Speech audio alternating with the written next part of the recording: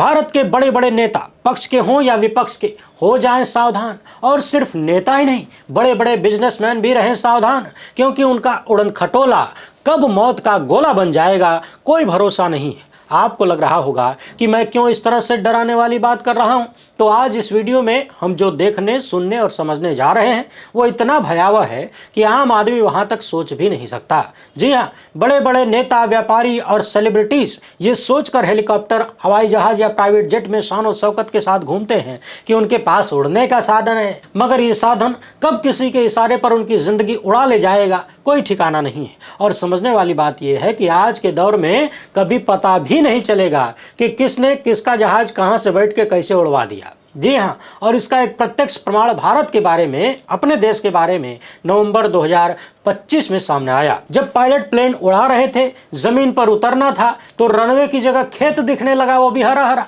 और तो और उनका पूरा जीपीएस सिस्टम ही उल्टा पुल्टा हो गया और यह भी पता नहीं चल पा रहा था कि जहाज कितनी ऊंचाई पर उड़ रहा है। पायलट को पता ही नहीं कि वो कहां है। यूं समझिए कि आप सड़क पर गाड़ी चला रहे हैं और कोई आपकी आंख बंद कर दे तो क्या होगा? एक्सीडेंट होगा। और गाड़ी में तो पता भी चल सकता है कि आंख किसने बंद किया, लेकिन हवाई जहाज की आंख बंद करने वाला न जाने दुनिया के कौन से कोने में बैठा होगा और जहाज में बैठी सवारियों की आंख बंद हो जाएगी, वो भी परमानेंट तरीके से।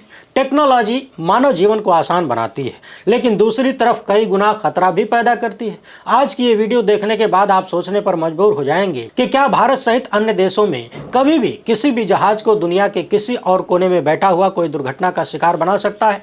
तो हाल ही में देश की राजधानी के बड़े एयरपोर्ट पर क्या हुआ था उसको समझेंगे। और अभी अजीत पवार केस में दैनिक भास्कर ने एक बड़ा तगड़ा खुलासा किया है। इस कांड में कुछ ऐसी चीजें हैं जो अमूमन होती नहीं है, लेकिन किया गया है। पूरा मसला क्या है उसे भी देखेंगे, साथ में उन तथ्यों को भी जानेंगे कि भारत का एविएशन सिस्टम कितना कमजोर और गैर जिम्मेदार है और इसे ऐसा बनाया किसने? नेताओं और धन्ना सेठों ने, और वो खुद ही इसके शिकार भी हुए। यानी नेता और व्यापारी मिलकर अपने फायदे के लिए सुरक्षा को कमजोर करते रहे और फिर उसी के शिकार भी होते रहे, जान से हाथ धोते रहे।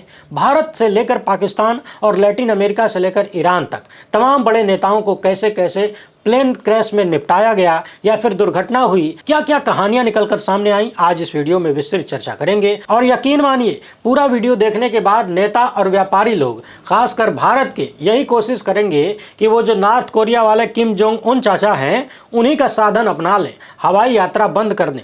अब किम जोंग की कहानी क्या है, वो हवाई यात्रा क्यों नहीं करते हैं, वो भी जानेंगे। मगर जानने से पहले आप सभी से एक छोटी सी अपील है। पहली बार है तो चैनल को सब्सक्राइब करके घंटी बजा दीजिए टन से। हर वीडियो को लाइक और शेयर करना आपकी जिम्मेदारी है। इसके अलावा आपको पता है कि हम किसी धन्ना सेठ या राजनीतिक दल के दम पर चलते नहीं, तभी खुलकर आपके मुद्दों पर बात हो पाती है। हमारा काम पसंद आता हो तो इस QR कोड या फिर मोबाइल नंबर का प्रयोग करते हुए जो भी हो सके आर्थिक सहयोग भेजने का प्रयास जरूर करें। बहुत बहुत धन्यवाद। सबसे पहले ये देखते हैं कि हवाई हत्या की कॉन्स्पिरेसी बार बार चर्चा में क्यों आती है। यानी किसी बड़े नेता या व्यापारी की मौत प्लेन क्रैश में होती है तो अक्सर इसे हत्या की कॉन्स्पिरेसी बताया जाता है, और जब हत्या हवा में होती है तो हवाई हत्या कॉन्स्पिरेसी हो जाती है। तरह तरह के आरोप लगते हैं। शुरुआत पाकिस्तान से कर देते हैं, हमारा प्यारा पड़ोसी है। मसला था जनरल जियाउल हक का, जो कि पाकिस्तान के राष्ट्रपति थे, पहले सेना के जनरल भी थे। देसी भाषा में इन्हें तानाशाह कहा जाता था। जियाउल हक एक पाकिस्तानी वायुसेना के विमान में सवार थे, किसी कार्यक्रम से इस्लामाबाद लौट रहे थे। उड़ान भरने के कुछ मिनट बाद ही विमान अचानक से गिरा और क्रैश हो गया। इसमें सवार सभी 31 लोगों की मौत हो गई। घटना 17 अगस्त 1988 की है। कहा गया कि विमान के कंट्रोल सिस्टम ने अचानक काम करना ही बंद कर दिया। कुछ लोगों ने कहा कि विमान में जहरीली गैस या केमिकल छोड़ा गया, जिससे पायलट बेहोश हो गए। इस दुर्घटना में अमेरिका के राजदूत और पाकिस्तानी सेना के कुछ बड़े अधिकारी भी मारे गए थे। मगर समझने वाली बात यह है कि जियाउल हक को मारने का आरोप भी अमेरिकी एजेंसियों पर लगा। अब आप कहेंगे कि घटना में अमेरिका के राजदूत भी तो मारे गए, तो क्या अमेरिका ने अपने राजदूत को निपटा दिया? सवाल तो वाजिब है, मगर बड़े टारगेट को निशाना बनाने के लिए कई बार छोटी छोटी कुर्बानियां देनी पड़ती हैं जी। इसके बाद पाकिस्तान का ही एक और मसला देखिए, जो कि पाकिस्तान के इतिहास में पहली बड़ी राजनीतिक हत्या मानी जाती है। पाकिस्तान के जो पहले प्रधानमंत्री बने लियाकत अली खान, सरेआम एक कार्यक्रम में इन्हें गोली मारकर हत्या कर दी गई। इस हत्या की जांच के लिए एक आयोग बना और जांच अधिकारी नवाबजादा एतजाजुद्दीन जांच पूरी करके ढेर सारा कागज पत्तर बटोर के दस्तावेज लेकर अपने साथ हवाई जहाज से उड़े और इनका विमान झेलम नदी के पास टपक गया यानी गिर गया। कहा गया कि उसमें तकनीकी खराबी हो गई और इसी विमान के गिरने के साथ पहले प्रधानमंत्री यानी पाकिस्तान के पहले प्रधानमंत्री की हत्या से संबंधित सारे दस्तावेज और सबूत भी जलकर खाक हो गए और दुर्घटना की मुख्य जांच फाइल ही गायब हो गई। यानी पाकिस्तान के पहले पीएम को किसने मरवाया, ये कहानी विमान क्रैश में खत्म कर दी गई। परंतु आरोप लगा कि जिन लोगों ने मरवाया था पीएम को, उन्हीं अधिकारियों ने खुद को बचाने के लिए इस दुर्घटना को अंजाम दिया।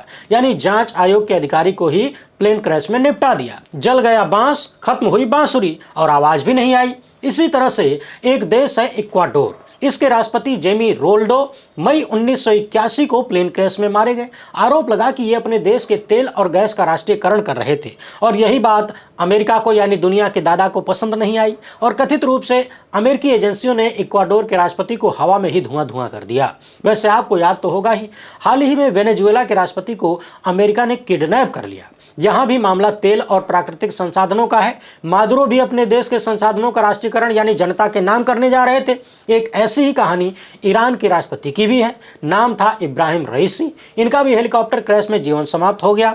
तरह तरह की कॉन्स्पिरेसी थियरी सामने आई यानी हत्या के आरोप लगे। परंतु समझने वाली बात यह है कि हवाई हत्याओं में ज्यादातर सबूत मिल ही नहीं पाते और आज के जमाने में तो कहानी औरों गड़बड़ है। अब आइए भारत लौटिए। प्लेन क्रैश में ही संजय गांधी की मौत हुई, तब भी इस तरह के कुछ आरोप लगे। माधवराव सिंधिया की मौत भी ऐसी दुर्घटना में हुई। साल 2001 में कांग्रेस के एक बड़े नेता थे, प्लेन क्रैश में मारे गए।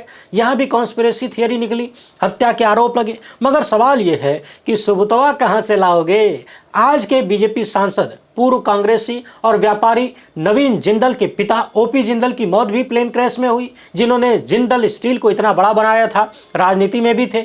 ओपी जिंदल के साथ साथ हरियाणा के मुख्यमंत्री बंसीलाल के बेटे सुरेंद्र सिंह भी उसी दुर्घटना में मारे गए। दोनों एक ही हेलीकॉप्टर में सवार थे। जीएमसी बालयोगी जो कि भारत की 12वीं लोकसभा के अध्यक्ष थे, तेलुगु देशम पार्टी के वरिष्ठ नेता थे, देश के पहले दलित स्पीकर थे। अटल बिहारी वाजपेयी सरकार के दौरान इनकी भी हेलीकॉप्टर दुर्घटना में मौत हो गई।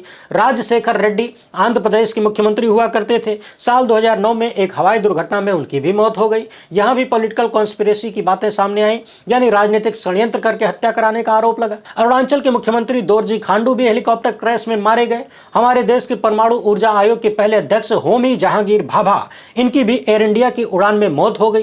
तब भी आरोप लगा कि दुश्मन देशों ने यानी भारत के दुश्मन देशों ने और उसी दुनिया के दादा ने भारत के जहांगीर भाभा को मरवा दिया। देश के सबसे बड़े राजनीतिक परिवार यानी गांधी परिवार के संजय गांधी की मौत को तो आप जानते ही हैं। वहां भी तरह तरह की बातें सामने आई। और नया नया मामला देखें तो गुजरात के पूर्व मुख्यमंत्री विजय रूपाणी प्लेन क्रैश में मारे गए। भारत के पहले सीडीएस विपिन रावत मारे गए और अजित पवार की ताजा मौत तो आप सबको याद ही है। और इसी तरह की जितनी भी नामचीन शख्सियत हवाई दुर्घटनाओं में मारी गई, ज्यादातर की मौतों पर षड्यंत्र के आरोप लगे, कॉन्स्पिरेसी थियरी निकलकर आई। और तो और देश के एक बड़े सेठ के हेलीकॉप्टर में अभी पिछले कुछ ही सालों में उस हेलीकॉप्टर के भीतर कुछ गड़बड़ी करने का आरोप लगा था। हालांकि सेठ जी बच गए, जल्दी उतर गए, इसलिए हम नाम नहीं लेंगे। तो आपने देख लिया, भारत ही नहीं दुनिया भर में यानी हर कोने में हवाई हत्या की कॉन्स्पिरेसी दशकों से चलती आ रही है। परंतु आज की स्थिति में हवाई यात्रा और भी ज्यादा खतरनाक हो जाती है। जानते हैं क्यों? इसे समझना है तो इस खबर को देखिए। नवंबर 2025 में दिल्ली के इंदिरा गांधी इंटरनेशनल एयरपोर्ट, जहां दुनिया भर से सैकड़ों फ्लाइटें रोज आती जाती हैं, वहां 800 से ज्यादा उड़ानें बाधित हुई। और कारण था कि 6 से 7 नवंबर के आसपास शाम के समय पायलट्स को जो जीपीएस सिग्नल मिलता है उसके साथ किसी ने छेड़छाड़ किया। किसने किया पता नहीं, यानी फेक सिग्नल मिल रहे थे और कॉकपिट के भीतर स्क्रीन पर विमान की जो पोजीशन होती है वही बदल गई और नकली तस्वीरें दिखने लगी। यानी जहाज है कहीं और, दिखा कहीं और रहा था। जहाज को रनवे पर उतारना है लेकिन रनवे की जगह पर खेत दिखने लगा, वो भी हरा हरा। विमान जमीन से कितनी ऊंचाई पर है इसे लेकर भी उल्टा सीधा आंकड़ा दिखने लगा। इसके बाद पायलट्स ने सावधानी बरती और मैनुअल पोजीशन पर उड़ाना शुरू किया। समझने वाली बात यह है कि 800 से ज्यादा फ्लाइट्स उस दौरान देरी से उड़ी और 20 को रद्द करना पड़ा। 48 घंटे बाद पूरा मामला सामान्य हो पाया। आशंका जताई गई कि किसी विदेशी सरकार ने यह करवाया होगा। नवंबर महीने में कौन सी विदेशी सरकार करवा सकती थी, अंदाजा लगाइए। वैसे यहीं पर आपको हिंट दे देते हैं। पाकिस्तान के साथ जब विवाद चल रहा था यानी ऑपरेशन सिंदूर चल रहा था, उसी दौरान चीन भारत में पीछे से खोदाखोदी कर रहा था। क्या था वो, कभी विस्तार से बताएंगे। भारत के सिस्टम को फेल करने के लिए यानी हैकिंग से मामला ये संबंधित था। अब आप सोचिए कि दुनिया के किसी कोने में बैठकर कोई किसी और देश के हवाई जहाज़ों को इस तरह से डिस्टर्ब कर सकता है। जहाज को नीचे उतरना है तो रनवे पर खेत दिखा सकता है। इसी तरह हो सकता है कभी पूरे सिस्टम को ही कोई हैक कर ले जाए, किसी जहाज को सड़क पे पटक दिया जाए, किसी को समंदर में डुबा दिया जाए, क्योंकि हैकर तो कुछ भी कर सकता है। उस पर भी जब सिस्टम जबरदस्त तरीके से लापरवाह हो तो कुछ भी मुमकिन है। भास्कर ने एक एक्सक्लूसिव खबर देते हुए बताया है कि एयर स्ट्रिप नहीं दिखी तो फिर क्यों लैंड हुआ अजीत पवार का प्लेन। नियम है कि 5 किलोमीटर तक विजिबिलिटी होनी चाहिए, लेकिन जहां पर विजिबिलिटी सिर्फ 3 किलोमीटर थी फिर भी लैंडिंग की परमिशन कैसे दी गई, किसने दी। वैसे एक सवाल यह भी है कि कल गोदी मीडिया के चैनल बता रहे थे कि विजिबिलिटी सिर्फ 800 मीटर थी और आज दैनिक भास्कर बता रहा है कि 3 किलोमीटर थी। समझने वाली बात यह भी है कि गोदी मीडिया बता रहा था कि होना 3 किलोमीटर चाहिए और दैनिक भास्कर बता रहा है कि 3 किलोमीटर था, इसलिए गड़बड़ा गया। बहरहाल दैनिक भास्कर ने एयरक्राफ्ट एक्सीडेंट इन्वेस्टिगेशन ब्यूरो यानी AAIB की 2 रिपोर्टों को पड़ताल किया है और दोनों ही रिपोर्ट बारामती एयरपोर्ट पर हुए हादसों से जुड़ी हुई हैं। यानी अजीत पवार मामले से पहले बारामती एयरपोर्ट पर जो हादसे हुए हैं उन रिपोर्ट से जुड़ी हुई है। एक रिपोर्ट में यह निकल कर आता है कि बारामती एयरपोर्ट पर मौसम विभाग से रिकॉग्नाइज्ड कोई ऑफिस नहीं है, यहां पुणे ऑफिस से मौसम की जानकारी ली जाती है। दूसरी रिपोर्ट से निकल कर आता है कि रनवे विजुअल अप्रोच वाला है, यानी इसका इस्तेमाल तभी करना चाहिए जब विजिबिलिटी कम से कम 5 किलोमीटर हो या फिर इससे ज्यादा हो। अगर इससे कम विजिबिलिटी पर लैंडिंग हुई तो खतरनाक हो सकती है। वहीं DGCA के पूर्व अधिकारी कैप्टन प्रशांत भल्ला ने बताया कि आमतौर पर बारामती एयरपोर्ट पर एयरक्राफ्ट का टेक ऑफ और लैंडिंग सुबह 10 बजे के बाद ही होती है और यह हादसा सुबह करीब 8:45 पर हुआ, यानी उस समय काफी कोहरा रहा होगा। अब सवाल यह है कि लैंडिंग की परमिशन मिल कैसे गई। यदि विजिबिलिटी नहीं थी तो फिर परमिशन कैसे मिली, किसने दिया, किसके कहने पर दिया। अब हवाई यात्रा को लेकर भारत की सुरक्षा देखिए। वैसे तो भारत की विमानन सुरक्षा हमेशा सवालों के घेरे में रही है, लेकिन साल 2005 में अहमदाबाद वाला जो कांड हुआ इसके बाद भी बेहद गंभीर सवाल उठे और सबसे महत्वपूर्ण सवाल यह था कि उड़ानों को देखने वाला, लोगों की सुरक्षा का ध्यान रखने वाला जो विभाग है यानी DGCA वो किसके कंट्रोल में है। ये सवाल उठ रहा था कि इंडिगो केस ने दुनिया को बता दिया कि DGCA और सरकार दोनों ही विमान कंपनियों के मालिकों की जेब में हाँफ रही है। अहमदाबाद प्लेन क्रैश में 250 से ज्यादा लोगों की मौत हुई और सोचिए कि साल 2006 में ही इंटरनेशनल सिविल एविएशन ऑर्गेनाइजेशन ने भारत को लेकर कहा था कि विमानन सुरक्षा की रीढ़ होती है पारदर्शिता, जानकारी छुपाने से जनता का भरोसा टूटता है। लेकिन भारत की सरकारें हर बार जानकारी छुपाने में ही अपनी बहादुरी समझती हैं।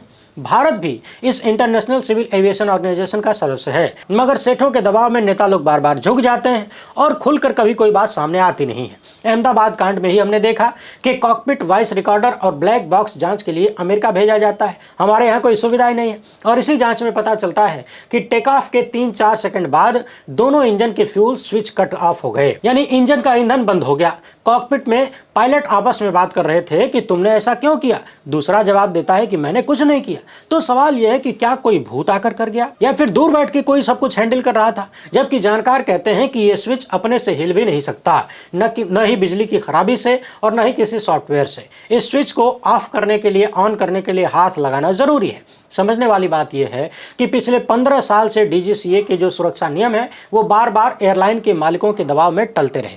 अभी 2025 के आखिर में इंडिगो की हजारों फ्लाइटें कैंसिल हुई, ये भी उन्हीं सब का परिणाम है। DGCA ने सुरक्षा के मानक तैयार किए। कहा गया कि इंडिगो को पसंद नहीं आया तो उसने जानबूझकर ऐसा संकट पैदा कर दिया कि पब्लिक प्रेशर के आगे सरकार को झुकना पड़े और कम से कम यह दिखाने के लिए बहाना रहे कि पब्लिक प्रेशर है। और फिर उस संकट के बहाने सरकार को, DGCA को घुटनों पर ला दिया गया।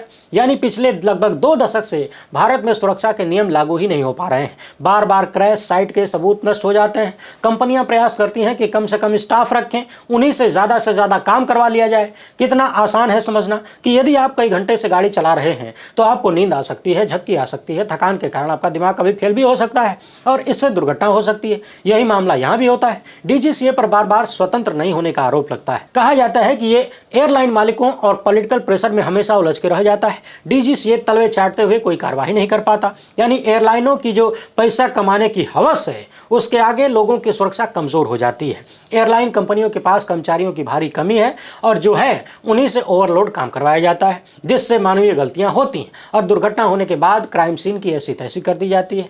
वहां पर भी कोई नियम कानून नजर नहीं आता और फिर बाद में सवाल होता है कि सबूतवा कहां है। तो कुल मिलाकर भारत में विमानन सुरक्षा धन्ना सेठों और नेताओं के मेलजोल के कारण संकट में है और यही धन्ना सेठ तथा नेता लोग कई बार उसी खराब सिस्टम के शिकार भी हो जाते हैं। जरा सोचिए, आए दिन यहां वहां बेमतलब एयरपोर्ट और हवाई पट्टी बनाने वाली सरकार लोगों की सुरक्षा के लिए क्या कर रही है? सरेंडर। आज की तारीख में आपको देश भर में कई ऐसे एयरपोर्ट मिल जाएंगे जहां शायद पूरे दिन में एक भी सवारी की बोहनी नहीं होती होगी, कोई फ्लाइट ना आती है ना जाती है, मगर हवाई पट्टी बनवाकर नेताजी खुश हो गए, फोटो खिंचवाकर रील बनाकर खुश हो गए कि हमने विकास कर दिया, आ गया विकास हुआ। वहीं आसपास के गाँव में अगर आप देखें तो न स्कूल मिलेगा, न सिंचाई की व्यवस्था मिलेगी, न स्वास्थ्य की व्यवस्था मिलेगी और न ही रोजगार का कोई अवसर नजर आएगा। यानी आसपास है चौपटानंद और बीच में खड़े हैं विकासानंद। आसपास कुछ भी विकास जैसा नजर नहीं आएगा, मगर हवाई पट्टी दिखाकर हवाई किले बनाने में भारतीय नेताओं को तो महारत हासिल है। जनता भी उसी लायक है, टेंशन की कोई बात नहीं है, हम भी वही देखकर खुश हो जाते हैं। यानी इंटरनेट और तकनीकी वाली इस दुनिया में आज की तारीख में कोई भरोसा नहीं कि कब कौन कहां से किस देश का प्लेन उड़ा दे और इसी डर के कारण उत्तर कोरिया के नेता किम जोंग उन अपनी जान को लेकर बहुत सतर्क रहते हैं। उन्हें खतरा है कि अगर जहाज से उड़े तो कहीं दुनिया का दादा मिसाइल मार के गिरा न दे, किम जोंग उन के परखच्चे न उड़ा दे, इतिहास न बना दे। अब यह मत पूछिएगा कि दुनिया का दादा कौन है, तो हवाई हमलों और अमेरिकी एजेंसी की साजिशों का शिकार होने से बचने के लिए किम जोंग उन एक बख्तरबंद लग्जरी ट्रेन का इस्तेमाल करते हैं। हरे रंग की ट्रेन है, आप भी देख लीजिए, ऑर्डर मार दीजिए अगर बजट में आए तो। इस ट्रेन में किले जैसी सुरक्षा है, बुलेट प्रूफ है और ये जैमिंग सिस्टम से लैस होती है। इसमें कॉन्फ्रेंस रूम है, बेडरूम, मेडिकल और कम्युनिकेशन सिस्टम सब कुछ होता है। किम जोंग उन अपनी ज्यादातर यात्राएं ट्रेन से ही करते हैं। हाल ही में रसिया गए तब वो ट्रेन से गए, चीन गए तब वो ट्रेन से गए। अपने देश में छोटी छोटी यात्राएं, छोटी मोटी यात्राएं विमान से कर लेते हैं, मगर फालतू का रिस्क नहीं लेते। तो कुल मिलाकर भारत और दुनिया भर के तमाम नेताओं, व्यापारियों और सेलिब्रिटीज को हवाई जहाज का रिजल्ट देखकर अपनी सुरक्षा के बारे में सोचना जरूर चाहिए। भारत के नेता चाहे पक्ष के हों चाहे विपक्ष के हों, सत्ता के साथ हों चाहे सत्ता के खिलाफ हों, और व्यापारी भी चाहे तो किम जोंग उनसे कुछ सीख सकते हैं। और फिर जिस देश में आए दिन सरकार पर ही जासूसी करवाने के आरोप लगते हों, वहां विपक्ष के नेता या फिर अपने ही लोग कितने सुरक्षित कहे जा सकते हैं, इसका अंदाजा आप आसानी से लगा सकते हैं। जिस देश में जज लोया कांड हो जाता हो और किसी को पता न चले कि मौत कैसे हुई, परिवार न्याय की गुहार लगाता रह जाता हो, और जिस देश में एक खास नेता का केस मिलते ही जज साहब लोग मॉर्निंग वॉक बंद कर देते हो, उस देश में क्या क्या संभव नहीं है। बाकी अजित पवार की मौत को लेकर भी ढेर सारे आरोप प्रत्यारोप चल रहे हैं, देखते जाइए। वैसे देखना क्या है, सबको पता है कि इस मामले में भी निकलेगा कुछ नहीं, सारे सवाल जस के तस पड़े रहेंगे। आने वाले समय में फिर से नई घटना होगी, फिर से कोई नया नेता मारा जाएगा, जनता मारी जाएगी, लेकिन सवाल वही पुराने होंगे जिनके जवाब कभी मिलते नहीं। वैसे आप इस मामले पर क्या सोचते हैं, अपनी राय कमेंट बॉक्स में जरूर लिखिएगा। पहली बार है तो चैनल को सब्सक्राइब कर लीजिए। हमसे जुड़ने के लिए बहुत बहुत धन्यवाद। जय हिंद।